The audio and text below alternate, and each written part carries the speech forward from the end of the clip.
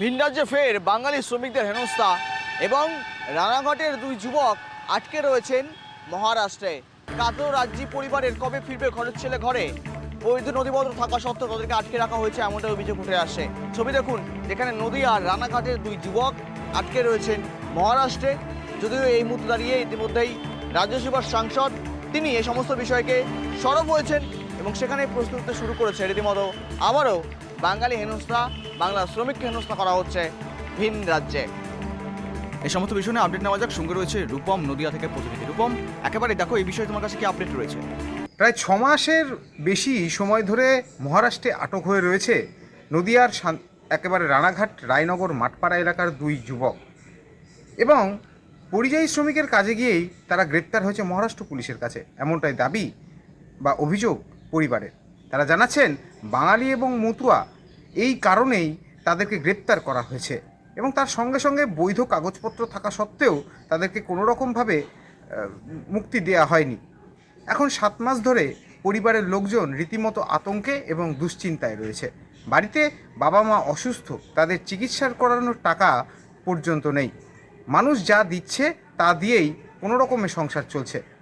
তবে গ্রেপ্তার হওয়ার পর মহারাষ্ট্রের আন্ধ্রা থেকে প্রশাসনকে সঙ্গে নিয়ে বাড়িতে এসেছিল প্রশাসন এই তাদের ছেলেকে নিয়ে, এবং তারপর এখান থেকে কিছু নথি তারা সংগ্রহ করে নিয়ে যায়, কিন্তু তারপর থেকে আর কোনো খোঁজ নেই। পরিবারের অভিযোগ, যেভাবে তাদের ছেলেকে গ্রেপ্তার করা হয়েছে কোনো কারণ ছাড়া, কিন্তু কেন কি মনে করতে পারছেন না তারা, অর্থাৎ কী কারণে তাদের ছেলেকে গ্রেপ্তার করা হয়েছে তা পুরোপুরি স্পষ্ট নয়। যদিও ঘটনা প্রকাশ্যে আসতে আশ্রয় নেমেছে বিজেপি এবং তৃণমূল, এবং এই ঘটনাকে কেন্দ্র করে শাসক দলের পক্ষ থেকে বিজেপিকে কটাক্ষ করা হয়েছে। তার সঙ্গে সঙ্গে পাশে থাকার আশ্বাস দিয়েছেন রানাঘাট দক্ষিণের তৃণমূল বিধায়ক মুকুটমণি অধিকারী। তার সঙ্গে সঙ্গে তিনি জানিয়েছেন অতি দ্রুত তিনি মুখ্যমন্ত্রীর সঙ্গে এই বিষয়টা নিয়ে কথা বলবেন।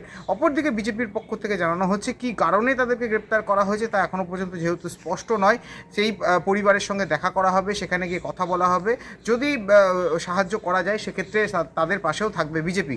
এখন দেখার যে শাসক বিরোধী তরজা চলতে থাকে নাকি এই ঘটনার পরিপ্রেক্ষিতে শাসক দল বা রাজ্যের সরকার কোনো পদক্ষেপ নেয় এবং এই দুই যে যুবক যারা আটকে রয়েছে মহারাষ্ট্রে তাদেরকে কতদিনে বাড়িতে ফিরিয়ে আনার চেষ্টা করে রাজ্যের সরকার। কিন্তু এখন তাদের ছেলেকে হারিয়ে বা ছেলেদেরকে আটক হওয়ার কারণে তার ছেলেরা যেহেতু বাড়িতে ফিরতে পারছে না, সে কারণেই এখন রীতিমতো আতঙ্কিত পরিবার।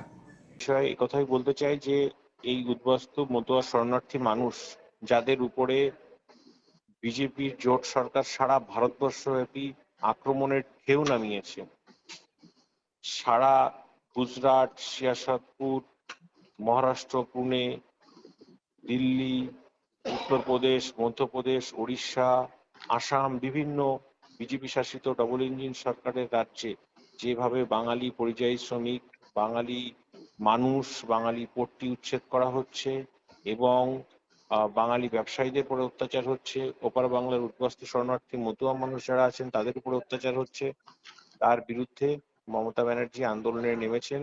এবং দেখুন, রানাঘাটের মতুয়া পরিবারের দুই ভাই, আপনারা বলছেন যে মহারাষ্ট্রের পুলিশ প্রশাসন তাদের আটকে রেখে দিয়েছে। কী কারণে তাদের আটকে রেখে দিয়েছে সেটা এখনও পর্যন্ত পরিষ্কার নয়। আমরা সেই পরিবারের সঙ্গে নিশ্চিতভাবে যোগাযোগ করব এবং কী কারণে তাদের এইভাবে আটকে রেখে দেওয়া হয়েছে, একটা ভিন রাজ্যে তারা কাজে গেছিলো, সেখানে কি তাদের অপরাধ, কী কারণে তাদের আটকানো হয়েছে, এতদিন ধরে আটকে রেখে হয়েছে, এটা আমাদের কাছে খুব ক্লিয়ার না, পরিষ্কার না। কিন্তু তার পরিবারে সেখানে আমাদের নির্দিষ্টভাবে নেতৃত্ব যাবেন, সেখানে গিয়ে যদি কোনো রকম কোনো সমস্যা থাকে আমরা নিশ্চিতভাবে তাদেরকে ছাড়িয়ে আনার চেষ্টা করব। কিন্তু আমার প্রশ্ন হচ্ছে অন্য জায়গাতে।